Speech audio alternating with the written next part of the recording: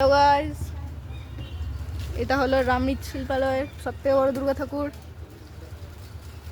এই প্রতিমাটি যাবে হরিশ্চন্দ্রপুর।